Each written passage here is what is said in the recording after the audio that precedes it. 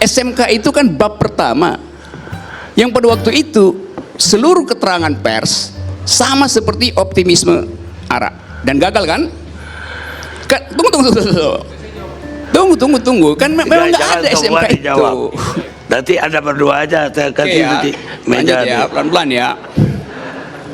Saya mau ulas itu habis-habisan. Harun Masiku dapat keuntungan tidak? Ya kalau dia kemudian Jawab dulu, dapat apa tidak? ya dapat lah kalau dengan uang suap itu dia kemudian ya menjadi anggota DPR. Nah, itu tololnya kamu. Gitu. Ya kan?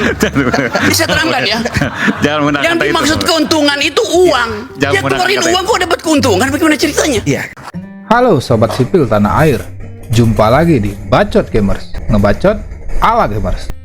Semenjak kemunculan Rocky Gerung yang fenomenal, banyak membuat para pembela kekuasaan mendadak dungu di hadapan Rocky Gerung. Mulai dari pejabat busuk, politisi busuk, menteri busuk, hingga buzzer dungu, dibuat tak berkutik mati gaya, benar-benar dipermalukan oleh Rocky. No Rocky, no party. Langsung saja kita saksikan. Check it out. Ada Marwar Sirait yang diberi kuliah gratis soal biografi politik Jokowi dari ngibul ke Asbun, yang membuat pembela Jokowi ini kesal kepada Rocky Gerung. Kalau itu belum dibuktikan, belum tuntas, iya. Tapi apakah ada progres? Ya. Kita juga mengawal dari dalam. Benar, saya tahu itu. Ya, Saya tahu saudara dan geng saudara ingin membuktikan itu berhasil. Saya nggak punya geng. Oke, kalau nggak punya geng, oke, saya buatkan geng baru nanti ya. Jadi orang merasa kok ada yang aneh dalam diskursus itu. Lalu orang mulai cari keterangan dalam ya prestasi Pak Jokowi. Kenapa dia pesimis? Sebab bab 1 dari biografi nanti Pak Jokowi adalah soal SMK yang adalah ngibul. Itu bab 1-nya tuh. Sekarang kita tahu Pak Jokowi akan tutup masa pengabdiannya di 2024. Karena itu tadi di berita 2023 harus pindah supaya ada bab terakhir dari biografi dia. Itu legasinya tuh. Jadi bab 1 ngibul, bab terakhir Asbun. Karena orang nggak lihat konsistensi kan, sehingga mungkin nanti ada judul ILC 2024 pembahasan buku Jokowi. Judulnya dari ngibul to Asbun itu. Itu konkret disadari. Boleh saya juga. Silakan. Cara Tapi nanti saya terusin ya. Tapi jangan diambil semua waktu ya. Karena udah hampir kita jam senang 12. diskusi yang berkualitas. Ya saya senang ya tadi kita punya posisi dan kita memerlukan betul baik di dalam dan di luar ya Bung Rocky yang mengkritisi seperti ini. Kan saya mulai dengan mengatakan bab pertama dari Jokowi. Jangan diksi yang kasar lah, diksi yang Saya nggak kasar, saya pakai itu supaya ketahuan benar apa maksud pikiran saya itu. SMK itu kan bab pertama yang pada waktu itu seluruh keterangan pers sama seperti optimisme ARA dan gagal kan? Tunggu kan memang nggak ada SMK itu. Nanti ada berdua aja, kasih nanti meja ya, pelan-pelan ya. Saya mau ulas itu habis-habisan. Jadi tertanamlah pada publik istilah ngibul. Bukan saya bilang ngibul, saya ngibulnya di ILC, bukan ngibul serepublik. Tapi Presiden Jokowi ngibul karena nggak terjadi. Padahal public opinion dibangun demikian rupa. Karena itu waktu dia janjikan sesuatu yang lebih dramatis lagi, orang akan pergi pada psikologi pertama. Jangan-jangan ngibul lagi. Itu soalnya. Karena itu tadi saya membayangkan nih, karena itu saya bikin bayangan aja. Isi bukunya itu bab 1 tentang ngibul, bab 2 bab terakhir tentang Asbun. Jadi dari ngibul ke Asbun. Ada ex penyidik KPK, Yudi Purnomo, yang dibuat seolah-olah sudah memenangi perdebatan. Namun ternyata, itu semua hanya jebakan Rocky Gerung, yang membuat Yudi Purnomo masuk dalam jebakan debat yang dibuat oleh Rocky Gerung. Harun Masiku dapat keuntungan tidak? Ya kalau dia kemudian Enggak, jawab dulu, dapat apa tidak? ya dapat lah kalau dengan uang suap itu dia kemudian ya menjadi anggota DPR. Nah, itu tololnya kamu. Itu. Ya kan? Bisa terangkan ya. Jangan menggunakan Yang kata itu. dimaksud keuntungan itu uang. Jangan Dia menggunakan keluarin kata uang kok dapat keuntungan, bagaimana ceritanya? Iya. Harun Masiku keluarin uang maka dia rugi. Iya, dia rugi, ya kan? Tapi kan dia mendapat keuntungan yang lebih besar. Iya, dia Oke, saya ngerti sekarang. Jadi Harun Masiku menggunakan kekuasaan publiknya untuk mengancam KPU, bener nggak? Pakai. That's okay. Pakai. Pak Rocky kan Tidak, you tidak Ya, boleh tapi Pak Rocky pindah dari kalau pakai definisi. kata-kata tolol, Pak Rocky merasa paling tinggi dong, Bro. Memang saya paling tinggi karena saya tidak tolol. Saya mau terangkan Oke, sekarang ya. Oke. berarti kalau kayak begitu ya selesai lah diskusi gitu kan. Saya pikir kalau Pak Rocky kemudian dengan pikiran Pak Rocky ya nggak masalah. Toh saya juga Oke, tidak ada. saya minta maaf, saya ganti ya. Ya, kan? Oke, saya ganti, saya minta maaf ya. Ya, saya tadi- maafkan. Oke, saya berbohong tadi. Harun Masiku itu pejabat publik. Harun Masiku itu dapat keuntungan, benar tidak? Benar tidak? Tidak kan? Artinya you yang tolol. Jangan menggunakan kata itu, Bung Rocky. Nanti You mau jujur berdebat dong. ngeliat anak. Nggak apa-apa, Bang, nggak apa-apa. Masih ada anak di bawah Nggak apa-apa. yang nonton Ini saya lanjutin ya. acara kita ini. Banyak betul kebodohan hari ini diproduksi. Oke. Kita lanjutin ya. Kalau konstruksinya begitu, maka siapa pejabat publik? You benar sekarang. Yaitu Pak Yustiawan. Dia menggunakan kekuasaan, boleh nggak? Boleh. Tapi pada kasus ini, dia menggunakan kekuasaan secara salah menurut definisi korupsi. Dia dapat untung nggak? Boleh dia menggunakan kekuasaan, tapi kalau dia tidak dapat untung, dia bukan koruptor.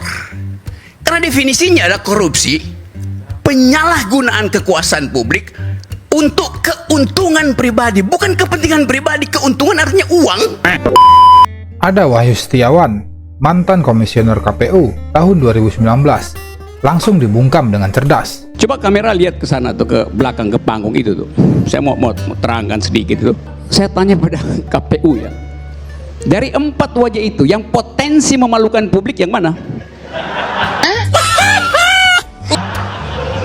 Dari yang 4 itu, yang potensi memalukan publik yang mana? Keempatnya itu putra-putra terbaik bangsa, Oh, Bang. pertanyaan saya, Anda bilang ada potensi dipermalukan. Yang mana yang potensi dipermalukan oleh publik? Pertanyaan saya, yang mana yang punya potensi? You nggak usah jawab, kasih kisi-kisinya aja gitu.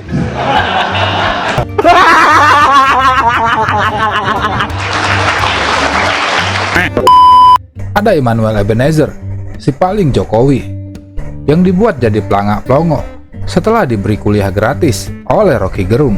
Semua polisi adalah maling. Bener kan? You bilang begitu kan? Oke. Politisi. Semua polisi adalah maling. You bilang tadi. Cuman coba pakai politisi. Saya mau pakai parametermu untuk menerangkan, kalau pakai logikamu maka semua polisi adalah maling. Tidak, enggak. Enggak. Oh. Karena pelapornya adalah Logikamu itu jelas. jadinya absurd karena Anda pun mesti konsisten bilang semua polisi adalah maling. Karena hanya maling yang mampu untuk menangkap dan menuduh maling. Yang berhak menangkap maling adalah polisi, maka polisi adalah maling. Enggak poin itu. Itu logika yang salah, itu enggak. Jadi Anda mesti tuduh juga polisi. Kalau ini kan tidak, politisi ini sudah menyimpulkan bahwa besok dicurang. Polisi Loh, juga tapi kenapa orang ini ikut pemilu? Logikanya berarti kata curang dong, gitu dong. Bukan Ini ya. logika yang itu. Sekarang saya terangkan pelan-pelan. Polisi dari dia masuk tingkat 1 sudah di-brief untuk mencurigai sebelum dia bisa buktikan. Sama dengan si politisi tadi, apa bedanya? Oh, nih. Oke, saya lanjut ya. Cara polisi untuk menemukan jejak pertama dari kriminal adalah menemukan darah di situ, bener nggak? Ya. Salah. Polisi itu baru bekerja otaknya ketika atau dia ingin ada darah yang dihapus.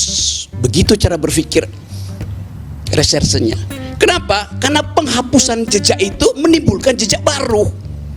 Dihapus lagi makin ada jejak baru tuh. Jadi polisi berupaya supaya ada orang yang menghapus jejak supaya dia bisa berpikir secara runtut bahwa itu artinya penghilangan bukti. Nanggap nggak? Ya, udah.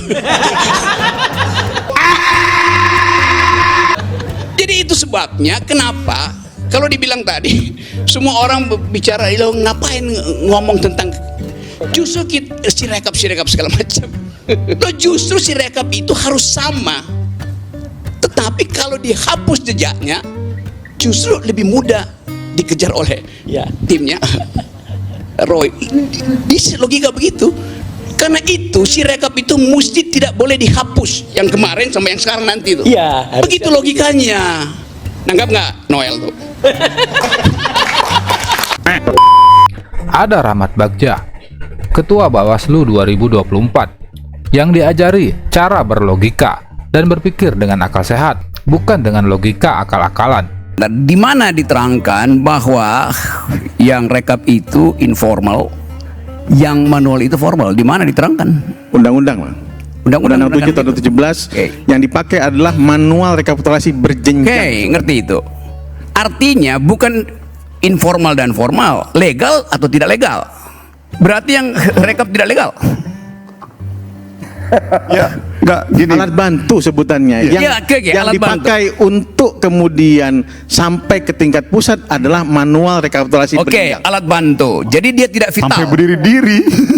Tidak. Jadi dia tidak vital. Kalau Anda kesulitan napas, alat bantu bernapas itu vital.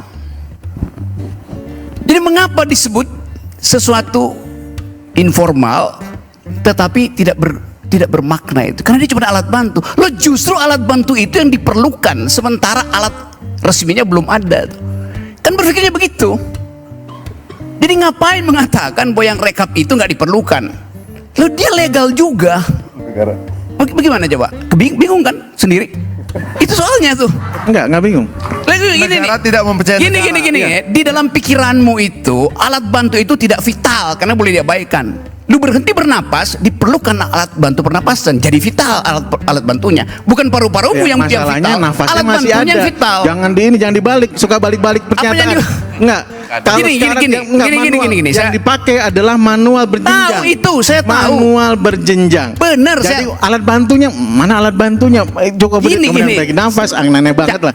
Cara jangan berpikir kemudian gini ya. Itu logiknya aneh itu. Jadi saya terangin gimana keanehan pikiranmu ya. Coba dengar ya. You anggap kenapa you percaya pada yang manual? Karena you tahu akan ada perencanaan kejahatan. Setiap penundaan ada perencanaan kejahatan.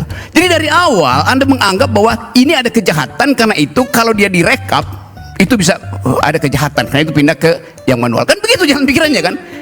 Jadi semua yang rekap itu memang rencana kejahatan. Tetapi rencana kejahatan itu bukan di teknisnya. Bukan di 800 TPS, 800.000 TPS. Rencana kejahatan dimulai oleh 1 TPS. Di mana itu? Di Mahkamah Konstitusi. Yang suratnya dicoblos oleh Jokowi sendiri tuh. That's the point itu. Jadi jangan hindari kita bicara substansi dari kejahatan itu adalah TPS di Mahkamah Konstitusi yang ditusuk oleh Raja Wakanda. Itu dasarnya.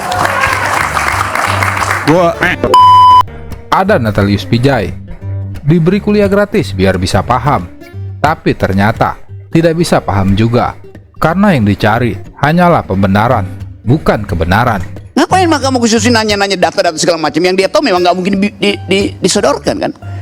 Jadi kita mau didik supaya orang sama seperti soal hak angket. Hak angket itu hak yang paling dasar supaya setiap warga negara mau tonton peradilan politik, bukan dihalangi justru kan? Tapi pertanyaannya, Profesor ya, saya tetap panggil Profesor. Ya, pasti. Soal kemampuan kita bisa beradu. Ya, itu gini, Profesor ya, saya mau nanya, kalau perbedaan antara Pak Prabowo dengan Pak Anies kan 34%, apakah MK akan menerima enggak? Dan jangan sampai di sini kita onani intelektual. Karena itu saya bilang tadi, MK nanti mereka akan proses nggak? Menerima nggak? Akan dia tolak. Ya kalau tolak ngapain kita diskusi? Dengarkan kalimat berikut saya. Oh iya. Oke. Silakan.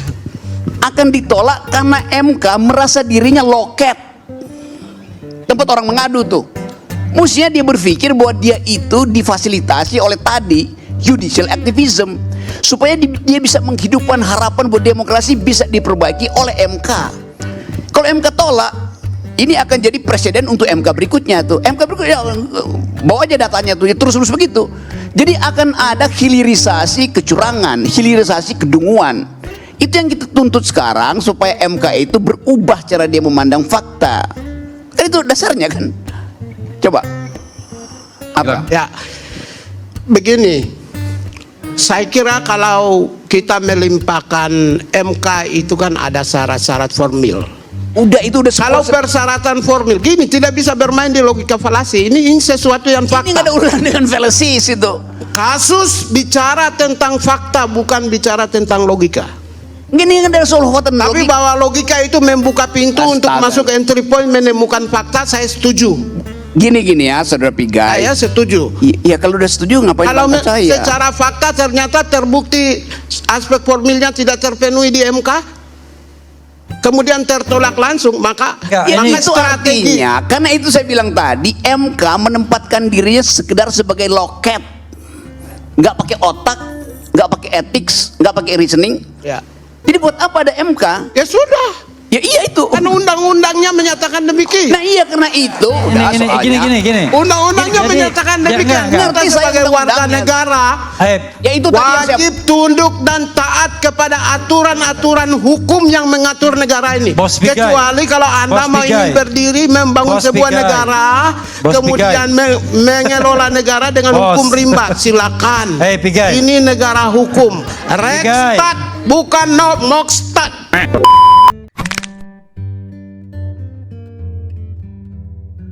Ada Renal Kasali, profesor ekonomi dari Universitas Indonesia ini, dibuat dungu oleh Rocky Gerung dalam perdebatan karena cenderung menjadi humas pemerintah. Bahkan Renal Kasali lebih sering menyerang pribadi Rocky Gerung dengan mengatakan kritik kasar Rocky Gerung kepada presiden disebabkan karena ia jarang bercinta. Namun statement sang profesor langsung dibayar lunas oleh Rocky Gerung untuk memintanya minum jamu tolak dungu biar tidak dungu. Karena itu yang terjadi, jadi skandal Alan Sokal itu. Jadi hari skandal. ini bukan orang dungu yang dikelabui, orang-orang pandai, orang-orang yang ibadahnya baik pun dikelabui. Asal usul dari istilah hoax terjadi ketika Alan Sokal menguji kedunguan redaktur dari majalah Social Text. Itu poinnya tuh. Itu pentingnya Anda belajar. Saya kira referensi harus ditingkatkan. Ketika Anda menggunakan ruang publik, ingat, ini adalah ruang kita bersama.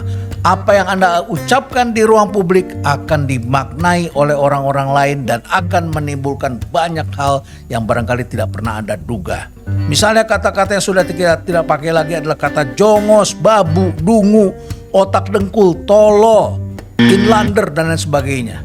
Saya heran kalau masih ada orang yang menggunakan kata-kata itu. Barangkali dia terperangkap dan dia kurang kaya dengan diksi.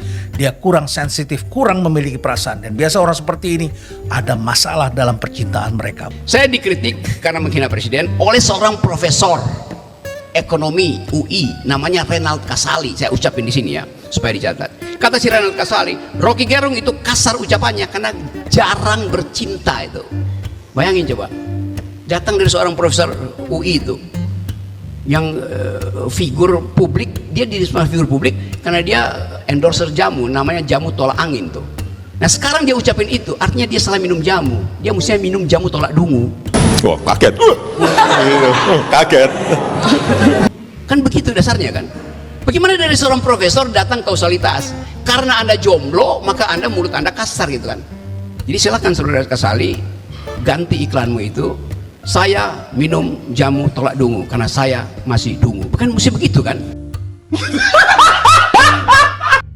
Selanjutnya ada M. Kodari, dokter ilmu politik termahal tahun 2025 ini, telah menjadi pejabat atas kerja kerasnya selama ini, menjadi alas kaki dari penguasa. Kodari dibuat dungu oleh Rocky Gerung saat membela Jokowi di program Rakyat Bersuara soal impeachment. Kodari tidak mengerti ucapan dari Rocky Gerung yang membuat sang pemuja kekuasaan ini dipermalukan dan menjadi pelangak-pelongo malu dibuatnya. Kan nggak mungkin Prabowo itu menilai Jokowi sebagai suhu dia atau Jokowi menilai Prabowo sebagai muridnya tuh. Itu artinya kalau itu terjadi artinya Prabowo adalah periode ketiga Jokowi. Jadi yang dibuat oleh Tempo itu adalah dosanya Jokowi. Dosa Jokowi itu diterjemahkan secara politik impeachable. Mungkin diimpeach itu, mungkin dilengsarkan. Lalu apa yang problem di situ kan nggak biasa aja tuh. Jadi Bung Rocky ini nggak ngerti hukum tata negara sama sekali dia, karena dia bilang bahwa presiden harus turun sekarang. Padahal presiden itu cirinya ya setelah reformasi dan amandemen konstitusi, posisinya itu makin kuat karena dia fixed term selama 5 tahun. Memang dia bisa diimpeach, tapi ada syarat-syaratnya. Nah sekarang syaratnya apa? Syaratnya Pertama, itu adalah hukum tata negara apa hukum ya, tata rakyat? belum selesai. Saya tadi mendengarkan Anda. Coba tertib sedikit kalau berpikir ya, Bung Rocky. Ya. Ya itu nggak tertib Anda itu. Saya membiarkan Anda bicara. Saya belum selesai. Anda udah bicara. Dalam hukum tata negara. Ya nggak apa-apa. Nanti ada jawabnya nanti. Setelah saya bicara baru Anda jawab. Bukan soal tidak. Setelah saya bicara baru Anda jawab. Saya membiarkan Anda bicara. Baru saya jawab. Setuju? Oke? Oke. Ya. Syarat impeachment itu ada proses-prosesnya. Sekarang prosesnya pertama nggak ada satupun indikasi. Nanti abang jelaskan ya. Di DPR, di Mahkamah Konstitusi nggak ada itu. Lagian ngapain di impeach? Proses berapa lama? Bulan Oktober Pak Jokowi udah turun sendiri. Sesat pikir, betul-betul sesat pikir. Mimpi di siang bolong itu. Dan proses hukumnya pun di DPR juga atau di MPR juga belum berjalan sama sekali, nggak ada sama sekali. Nah partai politik pada hari ini dari berapa? 9 yang ada di Senayan sana, mayoritas itu namanya Koalisi Indonesia Maju. Jadi pada titik itu Bung Rocky bukan cuma nggak ngerti sistem politik Indonesia, dia juga nggak ngerti matematika yang paling dasar, Bu Macica. Bahwa anggota DPR itu jumlahnya sekian-sekian, lalu kemudian ada partai politik, dan partai politik yang mendukung Pak Jokowi itu ada berapa? Itu. Jadi ini namanya mimpi di siang bolong. Sangat mengkhawatirkan kalau seorang seperti Bung Rocky Gerung mengatakan hal-hal yang tidak punya dasar. Makanya ketika dia mengatakan Jokowi dengan Prabowo itu retak, maka langsung dibantah oleh Pak Prabowo. Apa retak-retakan? Tidak ada retak. Kompak antara Jokowi dengan Prabowo. Dan orang itu sok tahu pikiran saya, seolah-olah dia lebih tahu pikiran saya daripada saya sendiri. Nah itu dia. Terima kasih, cukup. Silakan Bung Rocky. Ini orang nggak ngerti bahasa Inggris. Jangan sekolah di Inggris. Saya ucapkan impeachable, bukan impeachment. Itu aja udah ngaco tuh.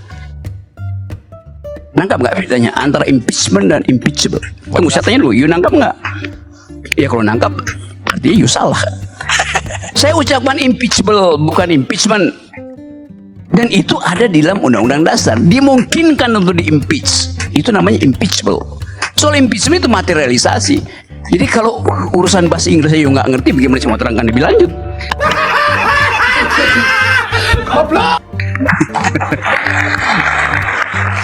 Selanjutnya, ada Profesor Andi Asrun. Profesor Hukum Tata Negara ini dibuat gugup dan gagap oleh Rocky Gerung. Bahkan sang profesor dipermalukan dengan telak oleh Rocky Gerung di program Rakyat Bersuara ketika sedang membela Joko Widodo dalam persoalan impeachment, yang membuat sang profesor hanya cengar-cengir menahan malu karena tak mampu membantah argumen dari Rocky Gerung. Jelas impeachment itu ya panjang. DPR harus bikin, DPR harus bikin panitia impeachment segala macam. Ada usulan, kemudian dibahas segala macam. Ini nggak selesai ini urusan kayak gini. Saya kira yang lebih rasional aja. Bagaimana kita menghadapi pilkada aja lah. Ya nggak usah bicara yang terlalu jauh dan tidak masuk di akal. Jadi Rocky ini kadang-kadang kalau kita perhatikan nggak masuk di akal juga dia.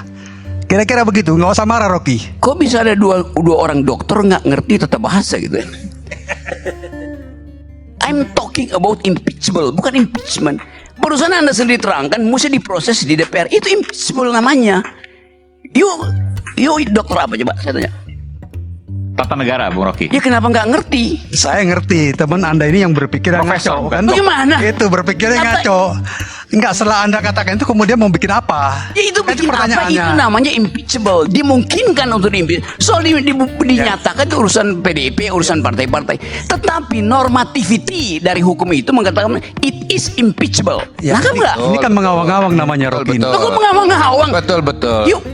Justru gini, kita justru lebih depan daripada Rocky.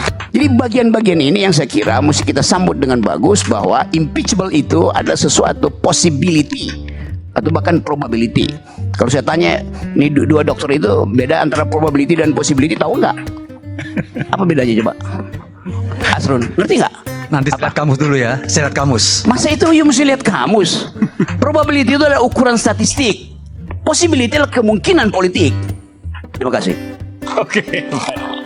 Ada Dr. Ngabalin, akademisi sekaligus politisi ini, sudah tidak laku lagi di pemerintahan Prabowo Subianto. Ngabalin sering dipermalukan saat berdebat dengan Rocky Gerung ketika membela Joko Widodo dengan kekosongan. Bahkan El Ngabalin dipermalukan hingga berkali-kali di forum perdebatan, yang membuat dirinya terlihat dungu sebagai seorang akademisi akibat mencari suaka ke dalam istana.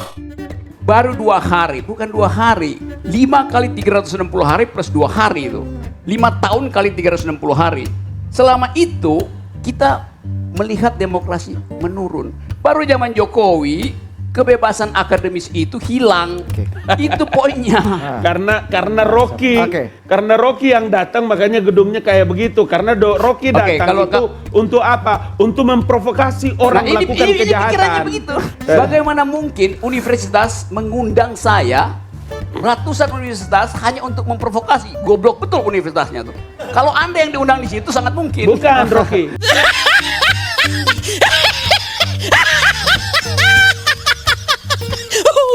Gini. Oke.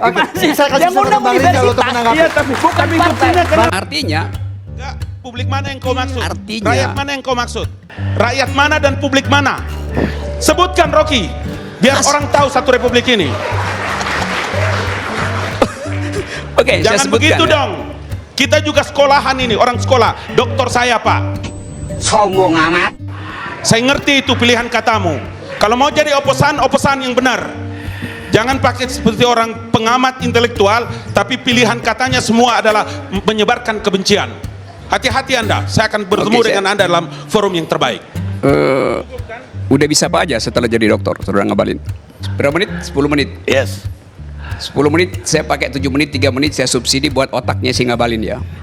Tadi saya terangkan bahwa bahkan bila suara itu dikumpulkan pakai tas plastik, kantong kresek itu, kalau ada trust pada masyarakat, dia nggak akan protes tuh. Tapi justru karena kepercayaan itu hilang, maka soal kardus ini dibicarakan.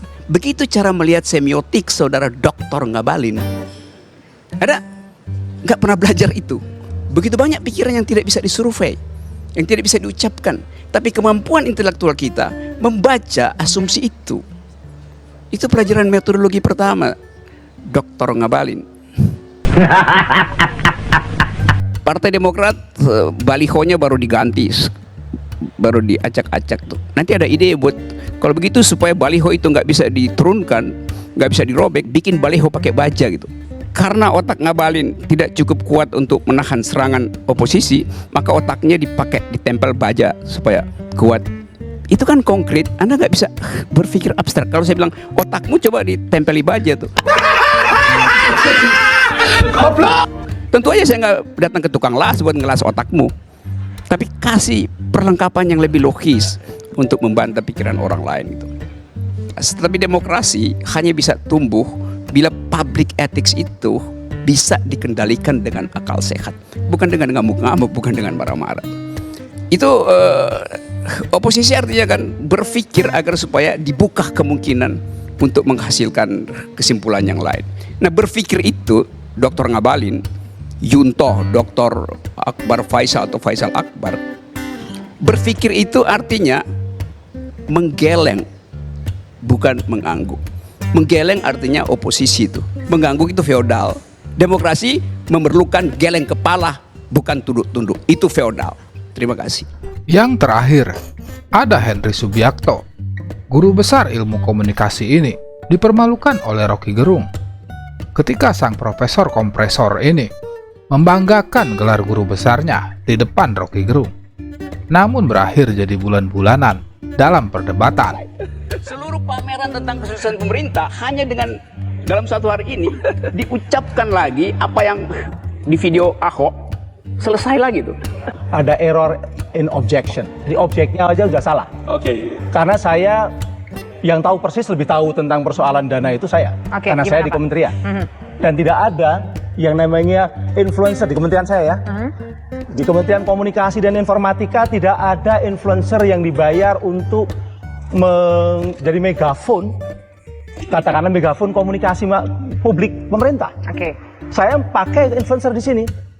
Saya terus terang saya pakai. Saya minta tolong sama Mas Toto. Ingin menyuarakan suara pemerintah waktu itu adalah supaya ketika Idul Fitri itu tidak perlu mudik. Dan itu para ustadz. Saya sendiri yang minta tolong kepada Mas Toto. Wah, Pemret TV One. Nggak pakai bayar. Nggak pakai bayar sama sekali. Saya juga minta tolong kepada seorang tokoh besar yang mengajak artis-artis. Ya. Dan itu juga bikin ada Ahmad Dhani artisnya, ada Yunisara, ada nggak bayar. Itu nggak bayar. Nggak bayar. Nah, kemudian memang ini kan ICW ini kan ngelihat dari seperti Rocky ini tahu fakta. Karena dia hanya bicara secara imajinasi dan pakai teori-teori yang kadang-kadang di kampus saya udah ketinggalan zaman. Saya guru besar Universitas Erlangga. Ya, mudah-mudahan otakmu besar juga. Kesombongan berakhir malu. Ya minimal saya profesor beneran, kalau Anda kan belum tentu. Oke guys, itulah sekumpulan dokter, profesor, dan guru besar yang dibuat dungu oleh Rocky Gerung di dalam perdebatan karena tidak mau berpikir dan hanya manut-manut kepada penguasa. Demokrasi membutuhkan pikiran, bukan tunduk-tunduk jadi feodal terhadap penguasa. Andi Azwan, ternak magang dari Mulyono, hanyalah bocah-bocah kosong, layaknya pepesan kosong yang sering dibuat gugup dan gagap ketika berhadapan dengan Rocky Gerung. Saya agak heran selama ini apa yang dikaitkan dengan Pak Hasto sebagai sekjen PDIP itu selalu dengan Jokowi. Apa yang terjadi di internal PDIP selalu dikaitkan dengan Jokowi. Ini sebagai pertanyaan buat saya. Saya minta jawaban seperti itu, satu. Makanya saya katakan ini ada kayak Jokowi fobia. Gini ya, coba saya terangkan dulu istilahnya. Fobi itu bukan terhadap orang. Fobi itu adalah kondisi psikologis takut pada sesuatu yang tidak dia kenali justru. Salah lagi Anda tuh. Itu pentingnya belajar itu. Ada referensi. Kalau Anda bilang Jokowi filia, masih mungkin itu mencintai Jokowi. Tapi fobi pada Jokowi itu artinya anggap Jokowi itu barang. Kacau. Orang fobi pada situasi, orang fobi pada kejijikan, orang fobi pada barang, bukan pada orang. Nggak ada orang fobi pada orang. Nangkap nggak teori psikologinya tuh? Paham tuh? Bagus.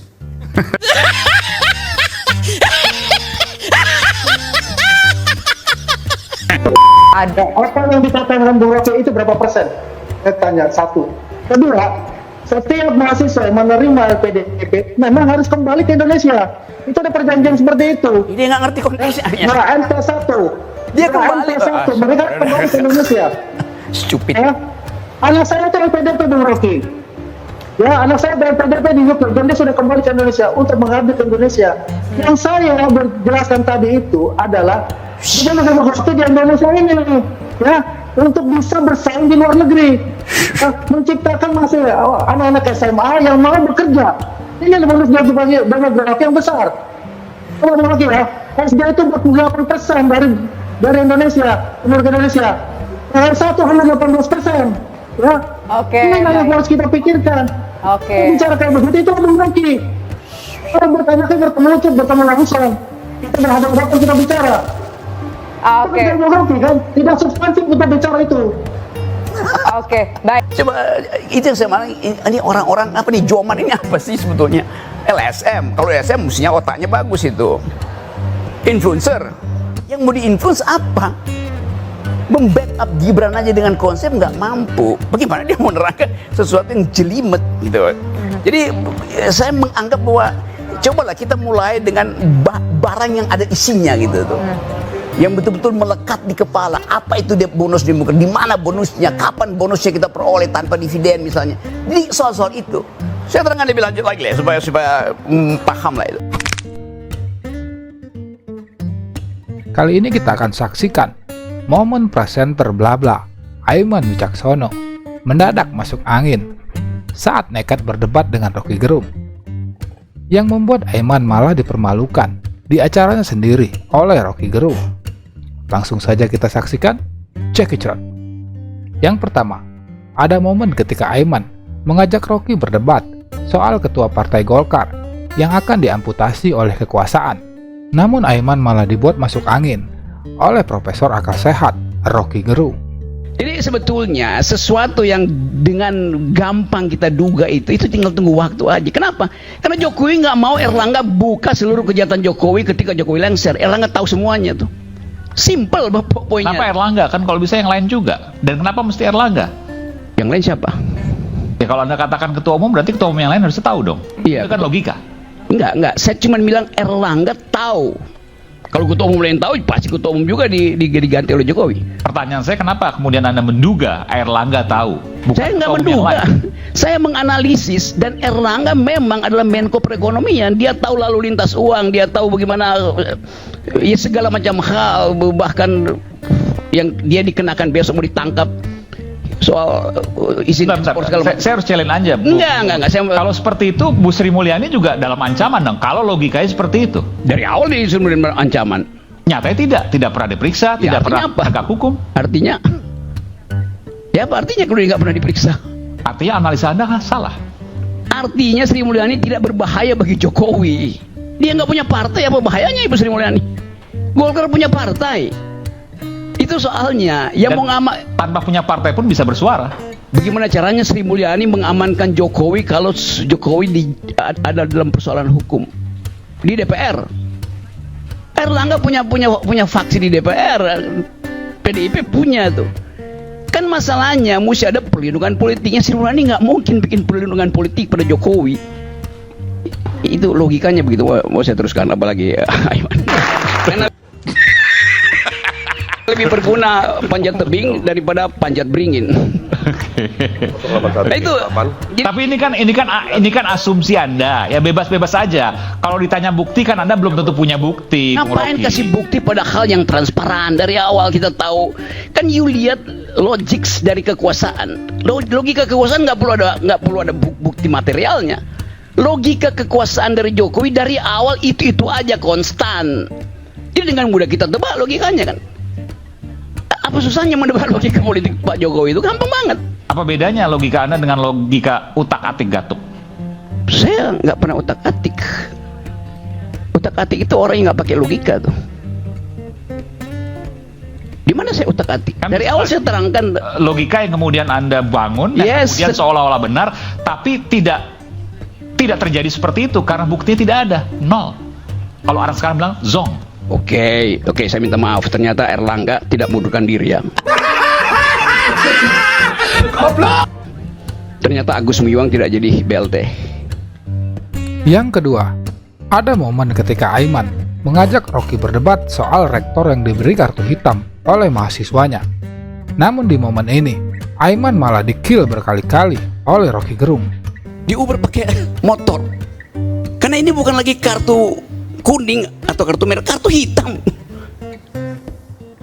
Jadi kita belajar dari keteguhan sikap mahasiswa itu. Rektornya dibilang tolol, dibilang tidak mampu menyelesaikan. Seperti itu kan? Ya? Tidak ngomong seperti itu, hanya ngangkat kartu hitam. Terus? Tidak bicara seperti itu. Iya. Setelah diwawancara dia bilang apa? Saya nggak menyaksikan tapi ya karena itu saksikan.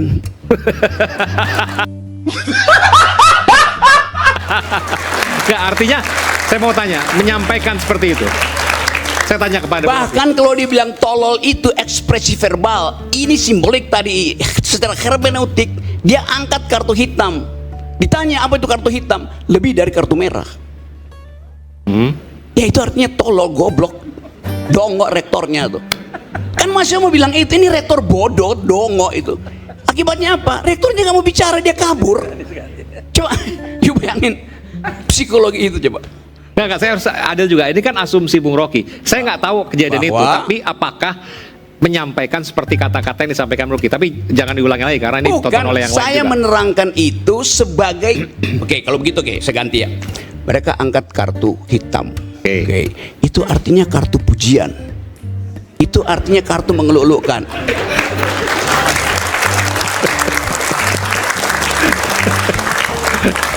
Dia mau bilang, lu rektor bangsat lu. Jangan. Kalau di zaman ada saya beberapa, saya harus mementingkan Anda karena ada beberapa juga yang mungkin di bawah umur menyaksikan acara ini. Oh, di bawah umur pun mengerti pengertian saya. Itu. Saya harus tetap mengingatkan Anda. Iya, tapi keteranganmu itu membatalkan ekspresi saya untuk menafsirkan kartu hitam itu. Apa yang Bung Rocky mau sampaikan di situ? Ya itu yang saya mau sampaikan. Saya sampaikan yang lain ya. UI, terus gimana? Yang ketiga, momen ketika Aiman mengajak Rocky berdebat soal cawe-cawe Jokowi dalam putusan MK tentang minimal umur calon wakil presiden. Namun di momen ini, Aiman malah berakhir diberi kuliah gratis 2 semester oleh Rocky Gerung. Nah, tadi Bung Rocky menyebut-nyebut Pak Jokowi. Apa kaitannya Pak Jokowi dengan MK? Saya sampai detik ini juga saya tidak bisa menalar karena kalau saya biasa wartawan tuh harus ada fakta, data, baru kita kemudian menggunakan logika. Tapi ketika Bung Rocky nggak ada fakta, datanya saya juga nggak tahu. Saya harus jujur Bung Rocky, datanya saya nggak tahu dari mana, tapi menggunakan logika. Oke, saya terangin. Saya sebenarnya ini giliran Bung Noel. Saya terangin dulu poinnya supaya Noel bisa lebih bagus bikin komentar itu. Kapan orang membutuhkan logik? Kalau punya fakta dan data. Salah, justru kalau tidak ada fakta dan data. Logika hanya diperlukan untuk menghimpun proposisi supaya ada kesimpulan.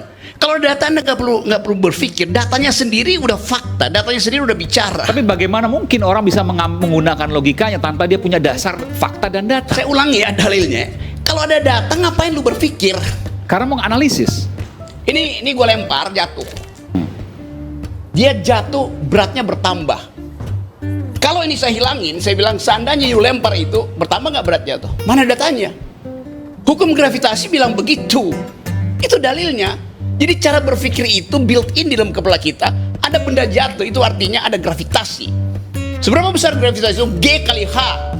Massa kali jarak ke bumi itu. Itu data apa? Hipotesis apa logika? Logika. Enggak enggak? Ya. Ya itu. Tapi itu sebuah fakta yang kemudian ditemukan oleh Newton, betul kan? Artinya itu hal yang kemudian merupakan sebuah fakta yang kemudian diturunkan melalui rumus-rumus. Nah, ketika Bung Rocky kemudian langsung lompat pada logika tanpa fakta dan data, bagaimana kemudian bisa berpikir? Tadi saya terangkan bahwa ada 3 hakim membuat dissenting opinion. Boleh nggak saya tahu dari mana datangnya dissenting opinion?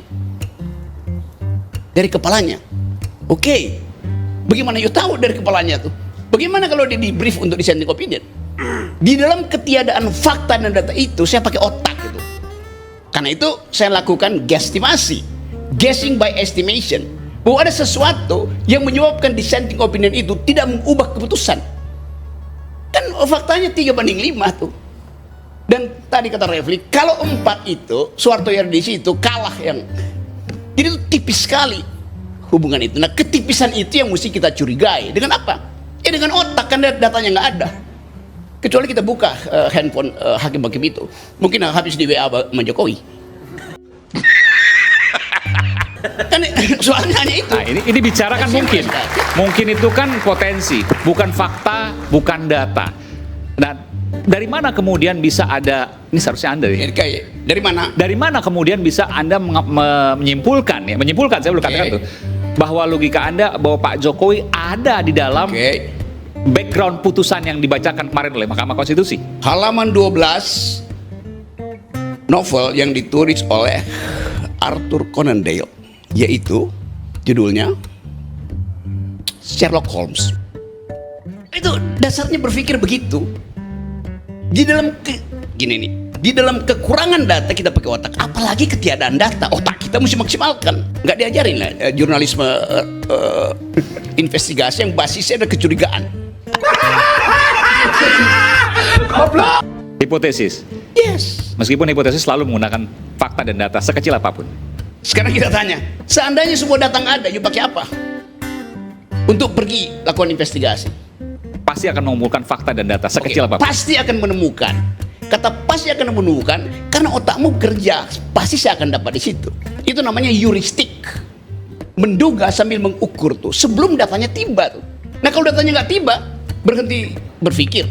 Harus terusin berpikirnya. Ini mesti diganti nih, bukan rakyat bersuara, rakyat berpikir.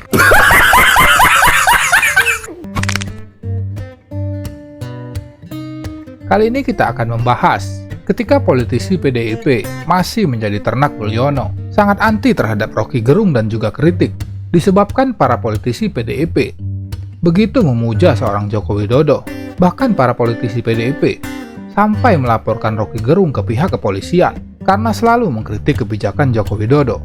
Sekarang PDIP tidak lagi menjadi ternak Mulyono dan menjadi oposisi bersama Rocky Gerung. Namun noda hitam itu tidak akan hilang dari ingatan publik selamanya. Itulah pentingnya politisi harus berpikir. Langsung saja kita saksikan. Check it out. Ada Kapitra Ampera, politisi PDIP yang dulu sangat ngotot membela Jokowi dengan kedunguan.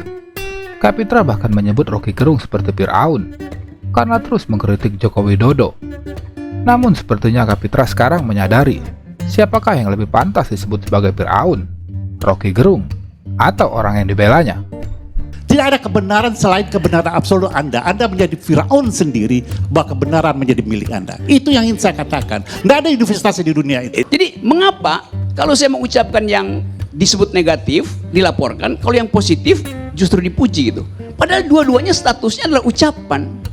Bisa nanggap nggak, Kapitra dan teman-teman Anda? Gini, saya kan itu ajaib kan? Saya susah menangkap gedung. Ya karena itu jadi susah. Saya mau hak bicara juga. Saya mau hak bicara. Tidak dibiasakan untuk berpikir sistematis dan konseptual gitu. Cukup dulu. Oke, Bang Karim, saya mau balas dulu Bang Karim. Ya ini semua orang mau jawab Anda. Oke. Nanti saya jawab ulang. Bang Kani, karena dia banyak. Ya udah, tapi jangan panjang-panjang. Saya ingin katakan begini. Rocky tidak mengerti apa yang namanya universitas hak, sehingga dia lupa tentang kewajiban dia. Ketika orang bicara, menjadi kewajiban Anda mendengarnya. Ketika Anda saya mulai dari awal yang Anda katakan, ya. Nah, Anda bicara kebebasan, tapi Anda sebenarnya sedang mengeksplorasi kedunguan Anda sendiri, karena dengan keliaran berpikir, dengan loncatan-loncatannya justru tidak sistematis. Anda ingin memaksakan orang masuk ke dalam pikiran Anda, dan orang ingin menjadi Anda. Itu yang tidak bebas sebenarnya. Itu yang menamai memonopoli kebenaran. Sementara ketika Anda punya hak, maka kita punya kewajiban menghargai pendapat Anda. Anda tidak dapat menghargai pendapat orang. Itulah Anda tidak mengenal universitas kebenaran. Ketika Anda kehilangan kebenaran, maka di depan mata Anda ini semua orang salah. Tidak ada kebenaran selain kebenaran absolut Anda. Anda menjadi Firaun sendiri, bahwa kebenaran menjadi milik Anda. Itu yang ingin saya katakan. Tidak ada investasi di dunia itu. Jadi kalau siapa tadi yang ngomong itu tidak absolut, kebebasan itu absolut. Kalau Anda bilang tidak absolut, Anda menurunkan diri Anda jadi benda gitu, bukan jadi monyet. Monyet masih punya kebebasan. Jadi batu itu, karena menggeletak begitu aja tuh. Jadi status ontologi itu yang mesti dipahami. Kalau mau berdebat, mesti kuat konsepnya gitu. Satu tuh. Apa lagi ya? Coba ingatin. Satu-satu. Sekarang udah dapat ya poin? Udah hilang? Udah, kalau udah oke, udah. Saya cuma mau ngajak, saya ngerti. Biar saya jawab nih. Belum. Nanti salah lagi jawabnya, saya terangin lagi nanti itu. Dia masih. Nah, saya ingin membandingkan mana pemerintah yang dungu atau Rocky yang dungu. Coba, saya dengar dulu. Saya break. Dia masih punya poin lain. Nanti Anda harus jawab lagi. Selanjutnya, ada Junimat Girsang, politisi PDIP yang begitu memuja Mulyono sewaktu masih menjadi bagian dari ternak Mulyono. Bahkan politisi PDIP ini melaporkan Rocky Gerung kepada pihak kepolisian karena mengatakan presiden tidak paham Pancasila, yang dianggap oleh Junimat Girsang telah menghina Presiden Joko Widodo. Itulah pentingnya seorang politisi itu berpikir bukan hanya manggut-manggut kepada pujaannya. Tuduhan yang sangat serius menurut saya. Terima kasih. Iya, saya serius menuduh itu dan saya nggak akan klarifikasi. Pak Karni, makasih Pak Gerung. Karena Pak Presiden adalah kader dari PD Perjuangan. Melalui forum ini dan atas izin dari pengurus, saya akan melaporkan. Saya nggak bicara kader, saya bicara dia sebagai presiden itu. Bahwa Pak Gerung sudah menghina simbol negara. Pada malam hari, makasih. Baik, sekarang Profesor Irman Putrasi. Kapan presiden jadi simbol negara tuh? Presiden tuh dipilih dan bisa Udah, kalau kita mau diskusi nanti. Kalau mau kita mau... Enggak, saya nggak akan diskusi. Kalau nggak mau diskusi udah diem. Iya, iya juga nggak ada poin. Ya, Ngapain udah, dia cukup. komentar? Ya, dua-dua cukup. Kalau saya bilang Jokowi tidak paham Pancasila, itu pendapat saya. Pertama, Jokowi paham Pancasila, pendapat saya kedua. Dua-duanya statusnya pendapat, nggak ada beban emosi di situ, nggak ada beban etis. Jadi nanti kalau pakai versi Pak Yunimar, kebebasan berpendapat adalah kebebasan untuk memuji presiden. Kalau mengkritik bukan kebebasan berpendapat. Dua-duanya statusnya saya kira pendapat. begini ya, Bung Rocky, saya kira begini ya. Kalau disebut kebebasan berekspresi, bukan berarti kita melakukan fitnah dalam tanda petik.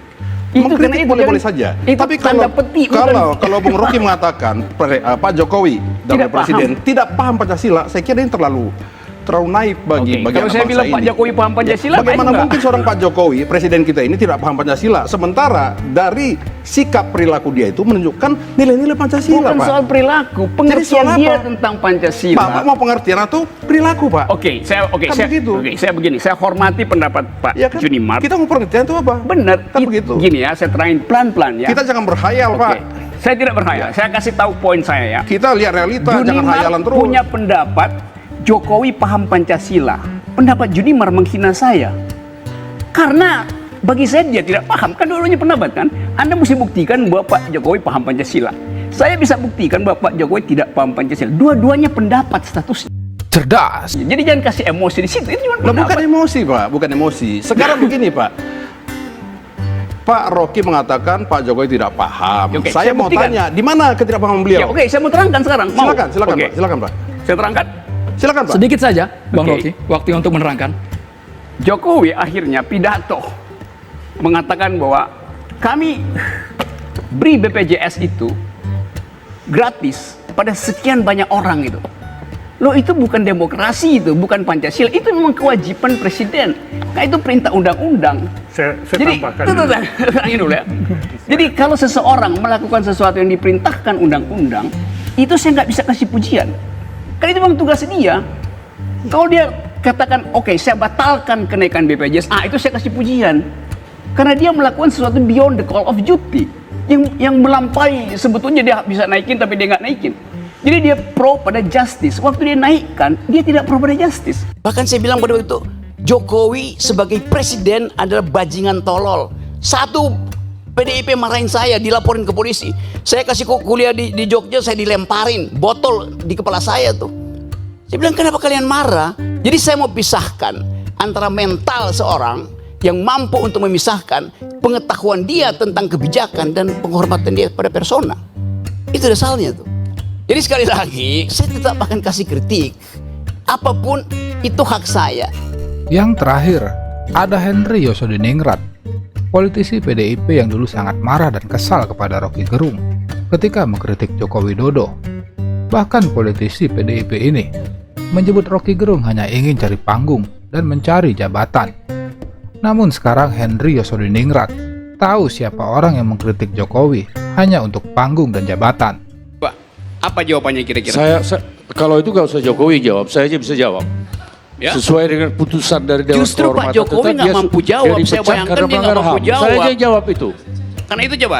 Sudah dijawab. Anda ini mengajukan pertanyaan. Kalau semestinya panelis mengajukan pertanyaan kepada Jokowi, pertanyaan seperti yang Anda kemukakan tadi. Saya katakan, kalau itu saya aja yang jawab, nggak usah Jokowi. Jawabannya yes, terlibat sesuai dengan putusan dari Dewan Kehormatan Perwira. Sudah itu. Ya udah. Ya sudah, apalagi. Oke.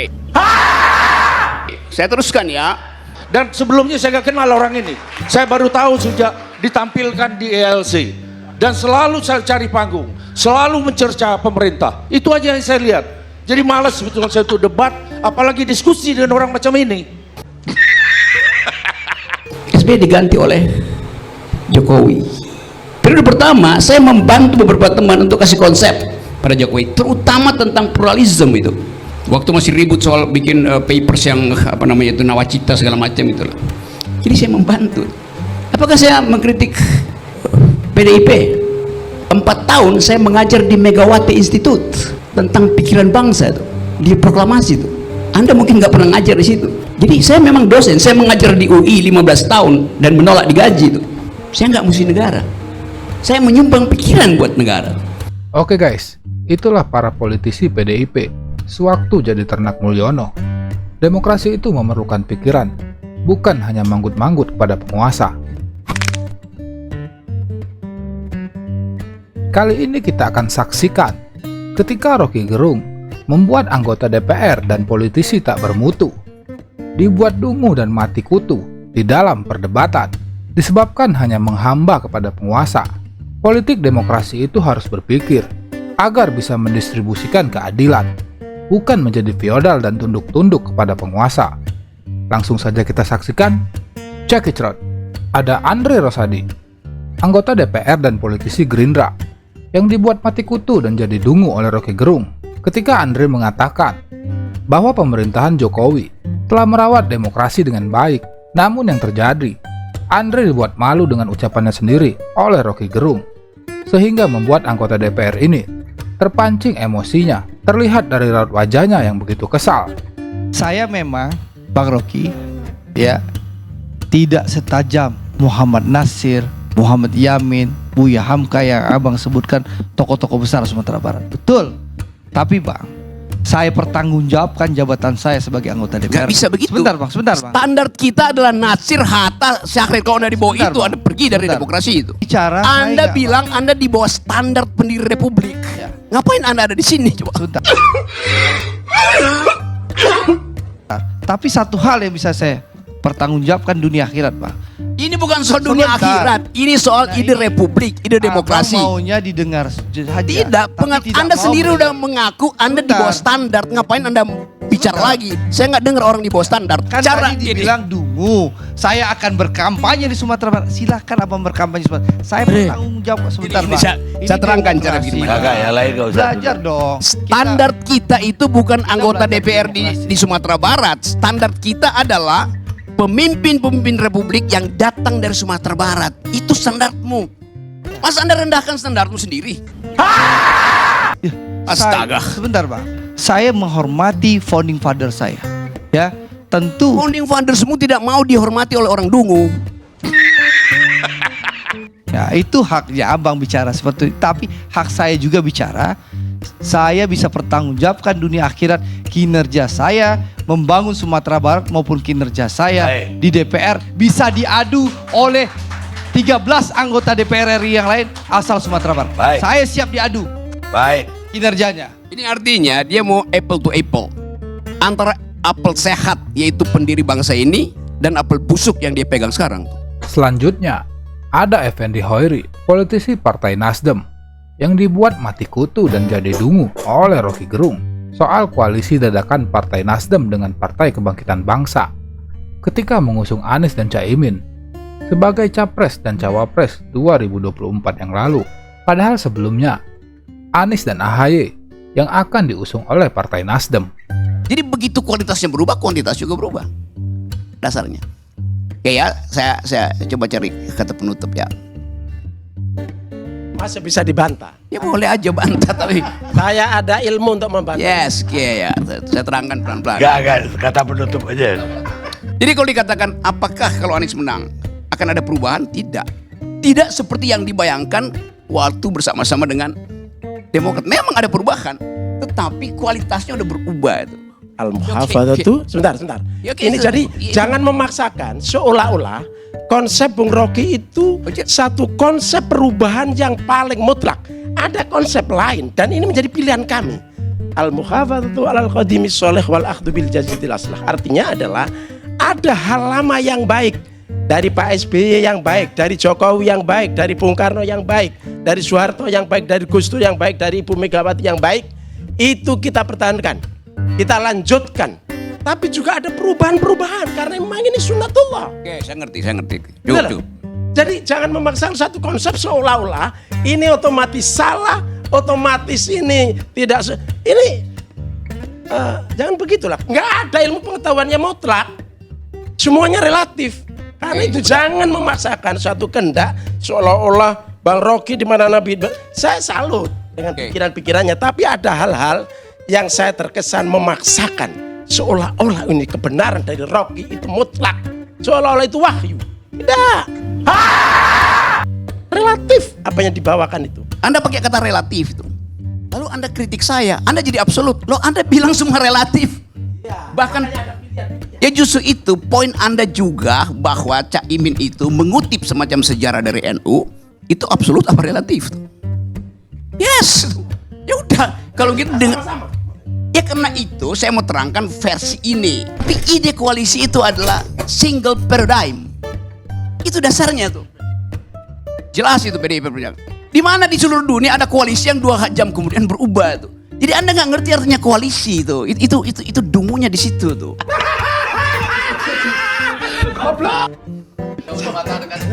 Tadi saya mulai dengan karena Anda mulai dengan Tuhan mastermind itu. Yes, itu oke. Saya mau kunci dulu ya. Tadi kalian mulai dengan siapa mastermind? Semua pergi pada langit itu. The Almighty God itu. Oke. Saya bilang tadi dengan inspirasi kata Einstein, Tuhan menciptakan peristiwa bukan dengan cara bermain dadu atau lempar dadu. Karena itu ada cawe-cawe, karena ada tuker tambah tuh. Jadi sekali lagi, Tuhan tidak bermain dadu karena dia ingin ada kualitas di dalam politik, termasuk di dalam cara-cara tukar tambah politik. Kualitas itu hilang. Artinya dadu itu sekarang dipakai oleh iblis. Dadu itu namanya 20%. Jadi kalian bersama iblis menggali kuburan kalian sendiri. Terima kasih. Cerdas. Selanjutnya, ada mantan anggota DPR dari Partai Nasdem, Akbar Faisal, yang dibuat mati kutu dan jadi dungu oleh Rocky Gerung soal hashtag ganti presiden pada tahun 2019 yang lalu. Akbar Faisal diskakmat oleh Rocky Gerung bahwa orang yang suka menggunakan PowerPoint adalah orang yang tidak punya power dan tidak punya poin. Cerdas. 2019 ganti presiden. Loh, hashtag itu adalah fiksi. Ngapain berhasil dalam fiksi? Kan belum terjadi. 2019 pergantian presiden. Jadi siapa yang ngajarin presiden untuk bereaksi terhadap fiksi itu? Reaksi terhadap fiksi adalah fiksi juga akhirnya. Tetapi kita bisa baca bahwa kalau orang bereaksi terlalu keras terhadap sesuatu yang fiksional, itu ada problem di dalam stabilitas psikisnya itu.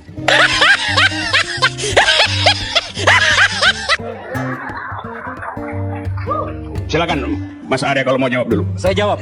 Begini, baru kali ini saya mau mendebat Pak Rocky Gerung karena menurut saya kali ini memang harus Anda mendengarkan sesuatu juga. Oke. Ya, mengatakan bahwa reaksi yang apa tadi istilahnya itu?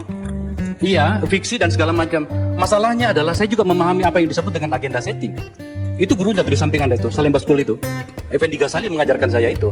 Jadi fiksi kemudian itu yang Anda minta untuk tidak kita tanggapi secara berlebihan, itu sebenarnya adalah sebuah agenda setting. Dan agenda setting itu adalah untuk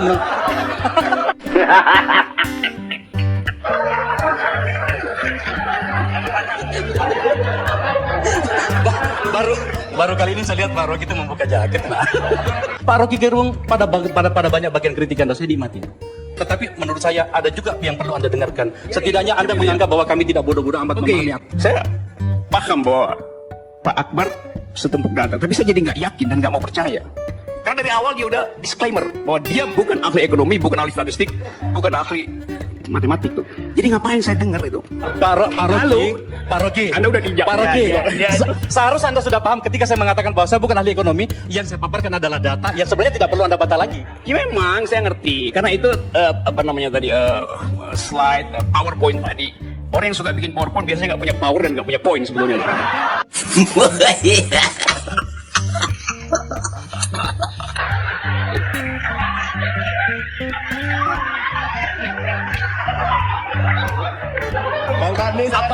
Drop komen dikit. Sudah lagi, no. Bukan saya cuma komen bahwa logikanya keren. Logikanya keren.